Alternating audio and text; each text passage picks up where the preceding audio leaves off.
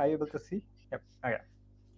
Okay. Hello, everyone. Thank you for joining us today, and welcome to this session recap on our 2021 Android Developer Summit.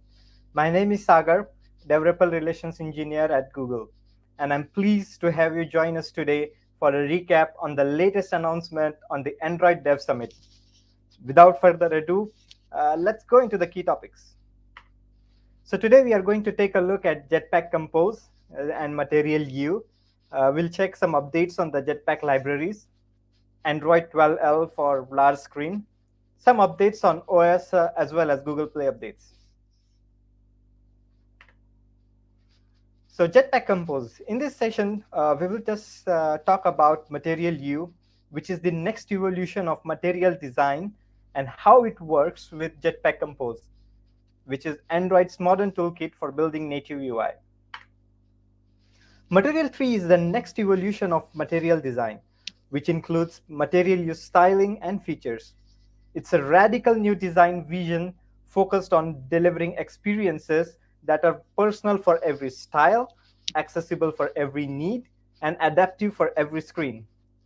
Jetpack Compose is Android's new modern native UI toolkit to help you build better apps faster.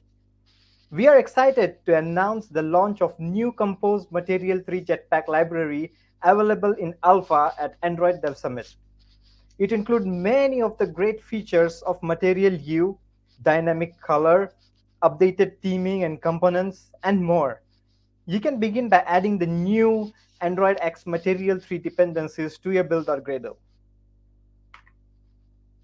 We built some sample apps to get you started and familiar with the new Material Design 3, and JetChat is one of them. It's a sample app chat app with Jetpack Compose and currently use theming and components from Material Design 2. We introduced a new version of Material Theme for Material Design 3 that can be themed by adjusting color scheme, typography, with updates to the shape coming soon.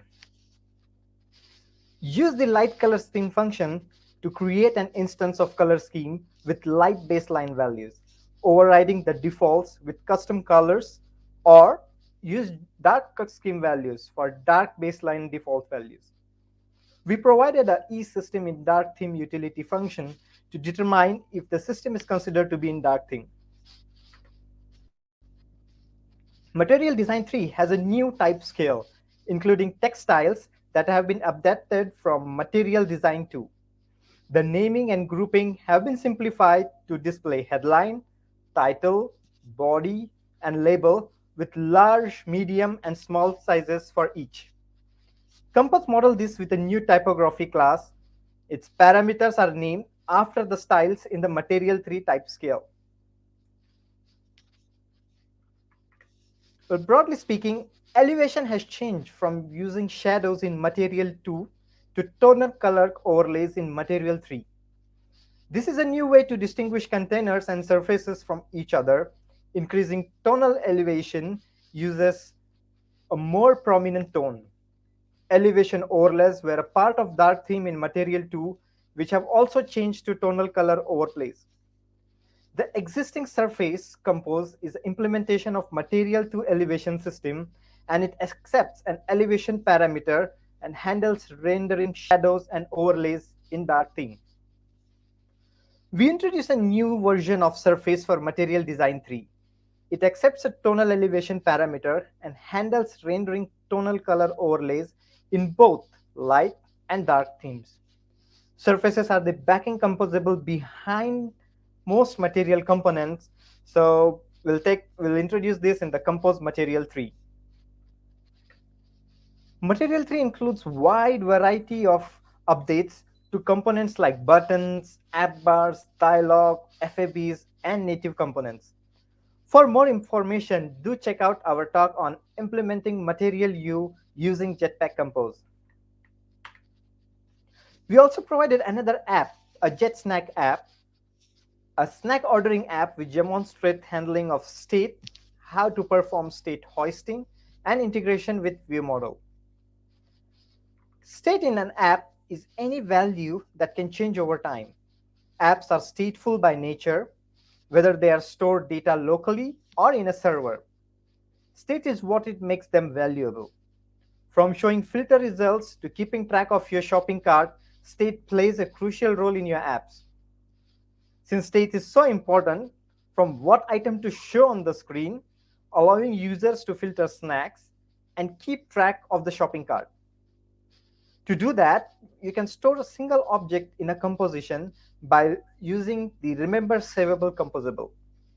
It can be used to state for both mutable and immutable objects.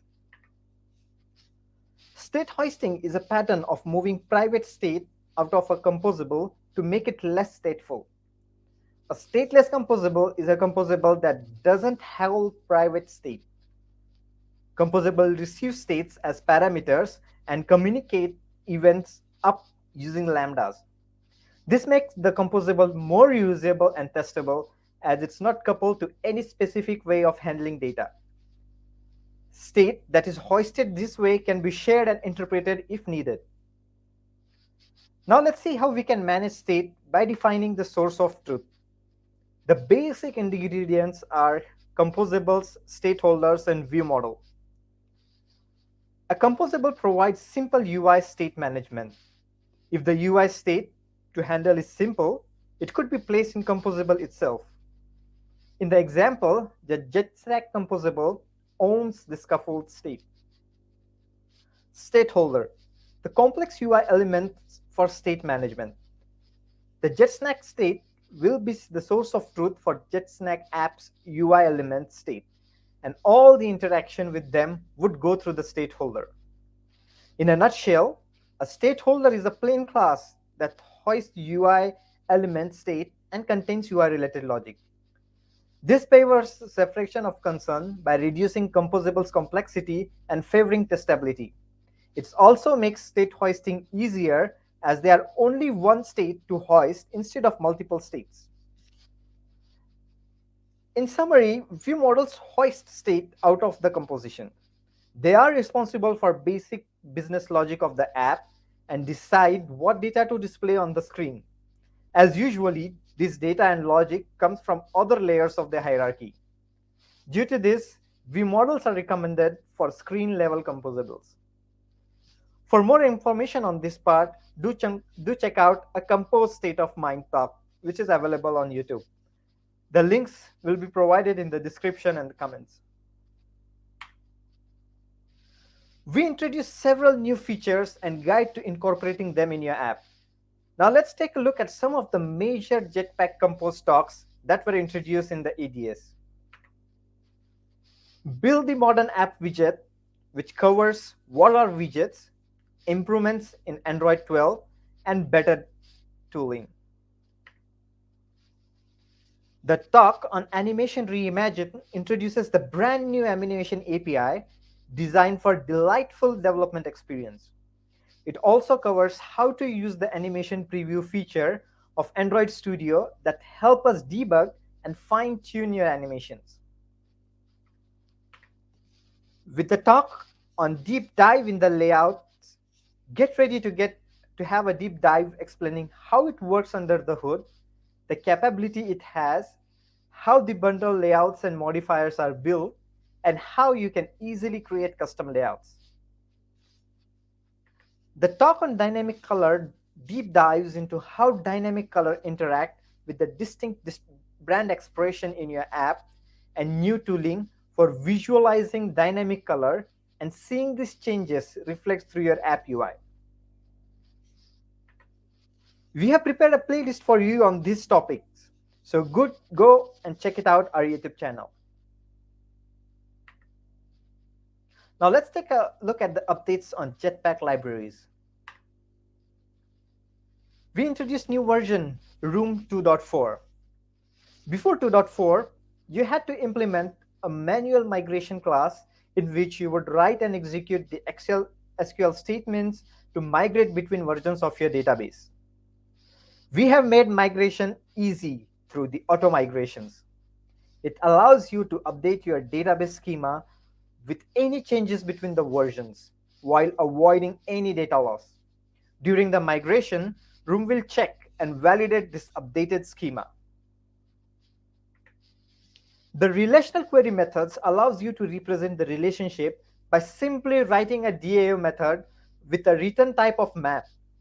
You only need to provide the query and the return type. Room will take care of the rest. This reduces the verbosity issues which are caused due to additional models created to support these relationships. Room will now default to using enums to string and vice versa type converter if none is provided. If a type convert is provided for an enum already existing, Room will prioritize using over the default one. Sometimes you want to log queries to see what's going on in your database. We added callbacks to the Room's database builder and so that when the DB is running queries, it will get logged. We have extended support for paging 3.0 and RxJava. This requires an additional artifact to be added to your build.gradle. The library now includes support for KSP, Kotlin symbol processing, a native replacement for KAPT that runs annotation processors as part of complete Kotlin compilation. Although it's in an experimental stage, we hope to get it soon in stable version. Next is Work Manager. Work Manager is now the recommended solution for persistent work. We introduce fresh APIs that enable your app to get back to the foreground even when the background restrictions are in place. You can now request work to be immediately run while your app is in foreground, and it will continue to run even if your app is put in the background. With the new multi-process library, Work Manager introduced APIs and improvements under the hood that helps large applications to schedule and run work in a dedicated process more efficiently. We added APIs that enable testing single workers and entire work continuations. Well, as a developer, you now have access to the detailed debug logs as well as inspection directly from inside Android Studio. We wanted to make it easier to run long-running work. That means work that runs longer than 10 minutes execution window that workers typically get. To make it possible, Work Manager binds the worker's lifecycle to that of a foreground service. Users have limited attention span, so Work Manager provides API to make stop long-running work directly from the notification stream. A Windows Manager library is a library that gives you backward compatibility API to work with window sizes and metrics. It provides information about display features like folds and hinges. On top of it, you get accurate measurements to load correct resources based on the size of the window. We also provided window size class, which provides native layout breakpoint that enables you to adapt your UI. It is helpful while selecting right layout for different device types and responding to different window changes. We also had some exciting announcement on the rear display mode. Devices that have multiple displays can introduce new ways of interacting with them. One exciting example is rear display mode that allows using the high quality camera while showing the preview to the user when device is unfolded. We are working on a new set of APIs to support the use case. Look for it in the experimental window manager Jetpack API soon. With that, get ready for taking selfies with the main camera.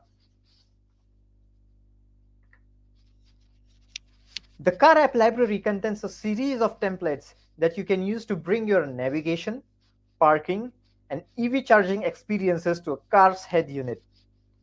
You write your code once to work across both Android Auto and Android Automotive OS. The library handles things like driver safety and opens the door for voice integration to give your users the best app experience while on the road. As with normal Android development, you can test your app on the emulators provided in Android Studio and publish your apps through the Play Store. We have also made it possible to publish paid apps and include in-app purchases flows for Android Automotive OS. That's it from updates on Jetpack libraries. Do check out the detailed talks in our Android developer channel and the custom playlists that we have prepared for this ADS. Now let's take a look at updates in Android L for large screens. From Android 12 onwards, all your apps will run in multi-window mode by default. The apps might run in split screen or in a window besides another app. The app needs to take into account window dimensions and exclusive access to hardware like camera or microphone. The improved taskbar makes it easy to support multitasking. It simplifies switching between the apps and navigating back to the home screen. On larger screen, the app bar makes it easy to drag apps in split screen or multi-window mode. The apps now will be able to load either in the split screen or multi-window mode regardless whether they are declared resizable or not, which means it comes down to you to ensure support for resizable to avoid app restarts or app being put into compatibility mode. The 12L feature drops comes up with new API and SDK level 32. Let's get the video loading. Okay. Which empowers you to easily target the new features. Start testing all the features by getting the Android Studio emulator with 12L system image, which allows you to test split screens, foldable, as well as the screen rotation.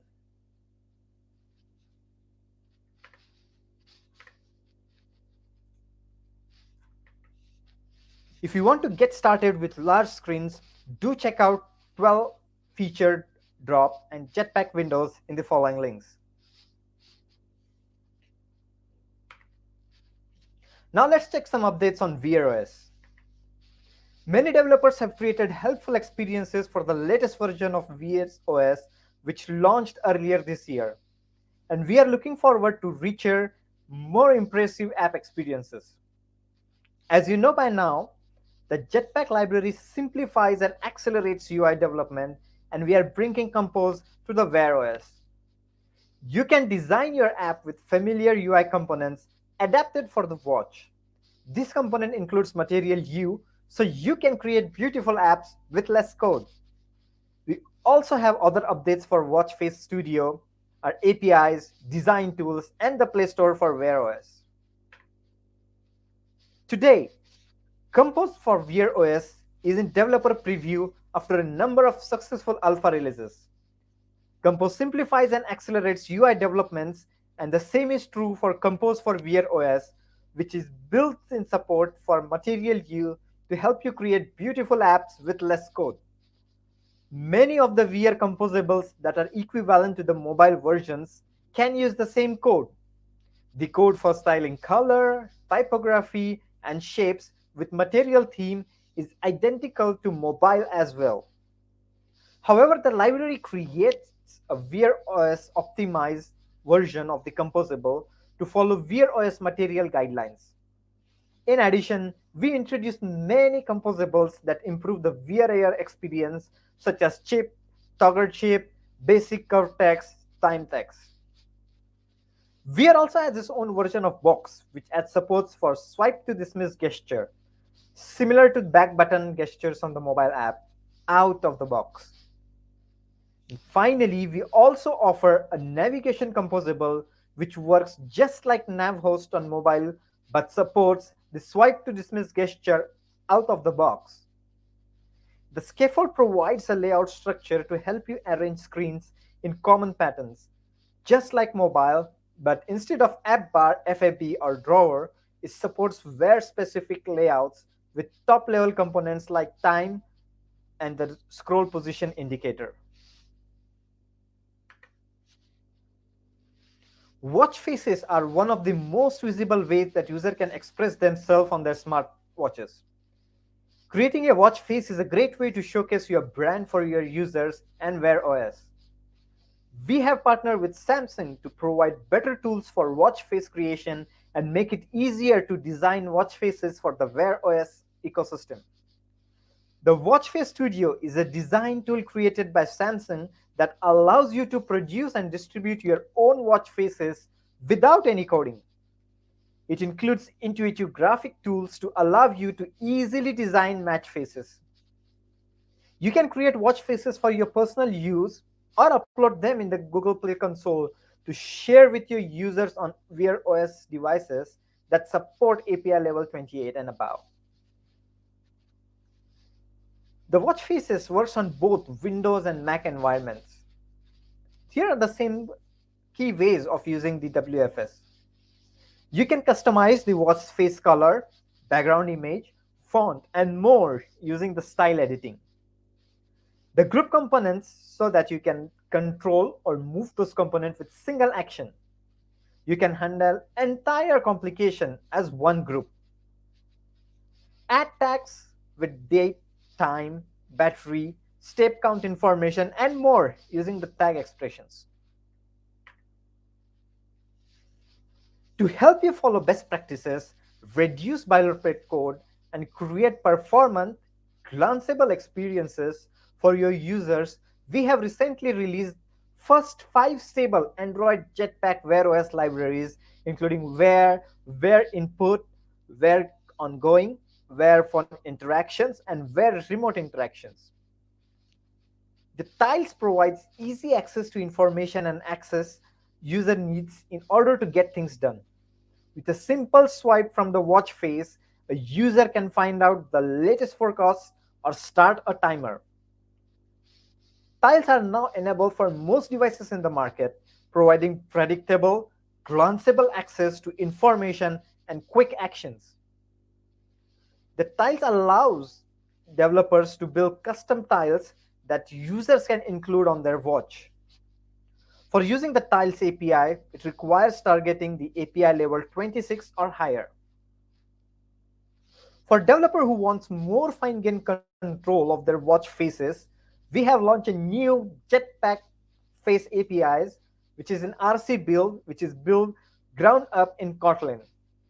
The new API offers a number of new features, including watch face styling, which persists across both the watch and phone, smaller separate libraries so that you only need to include the ones you need, battery improvements by encouraging good battery usage patterns of the box, for example, reducing the interactive frame rate when battery is low.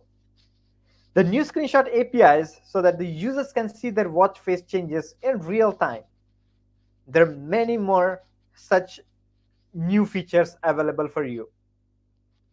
For the Play Store on your phone, search has been improved with new filters to add watch or watch faces to narrow your search to relevant app and watch faces.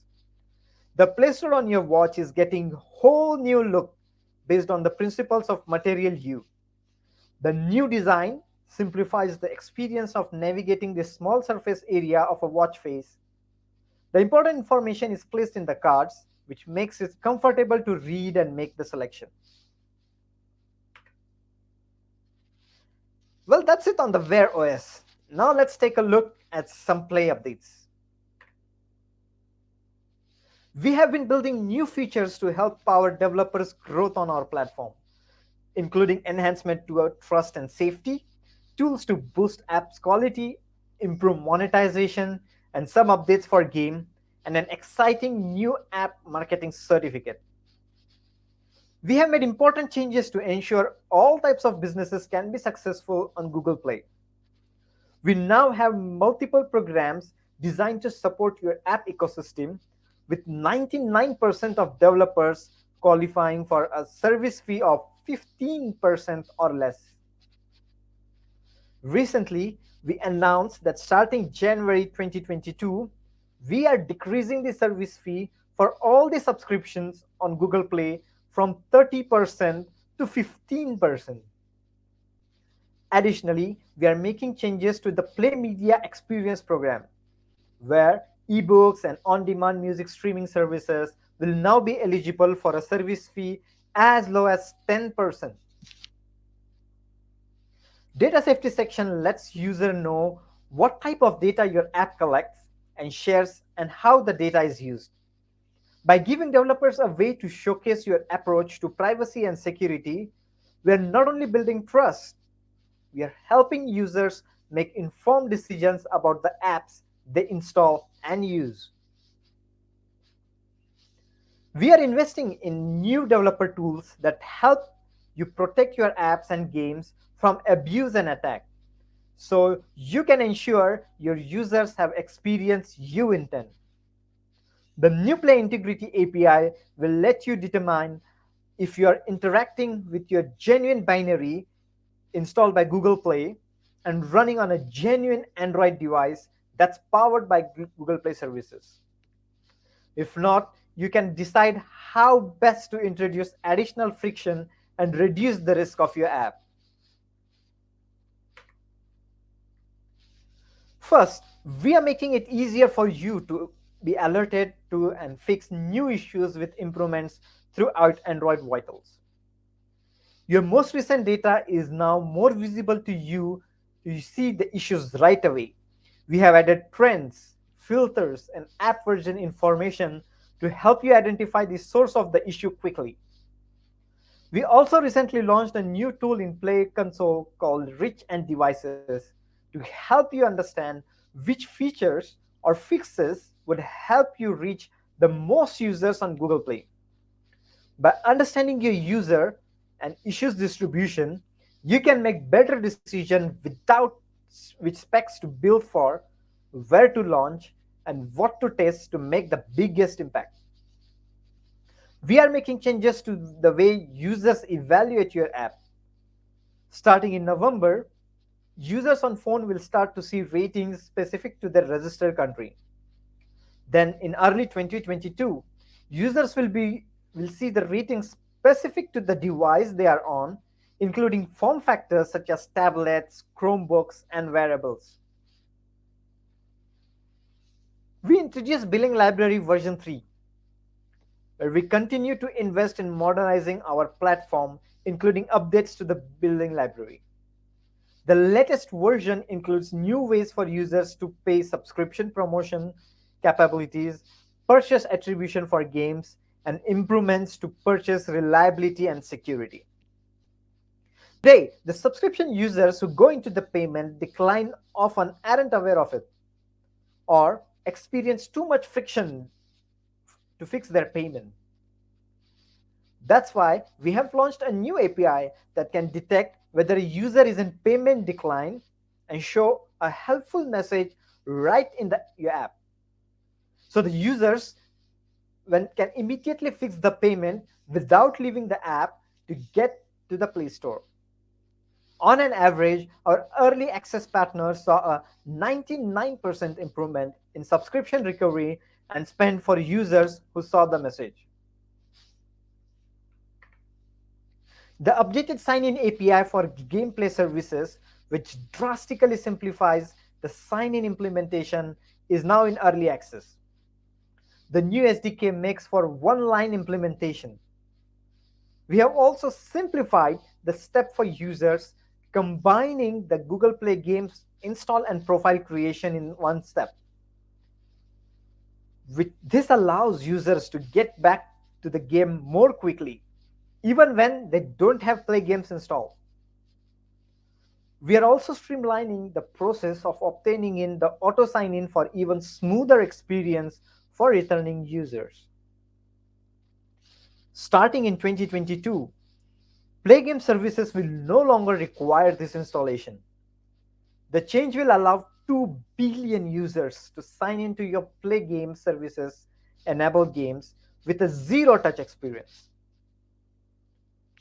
On top of it, we also announced an industry-recognized app marketing certificate. This new program is designed to help app marketers demonstrate their proficiency and skills in Play Store listing best practices. To get certified, app marketers can take online training that will help you best tell your app or game story on Google Play. You will learn key skills that will help you drive through high quality and policy compliant store listing.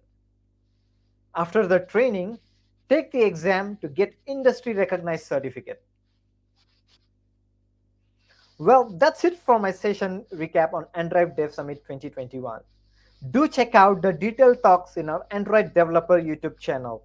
And thank you very much for attending this session.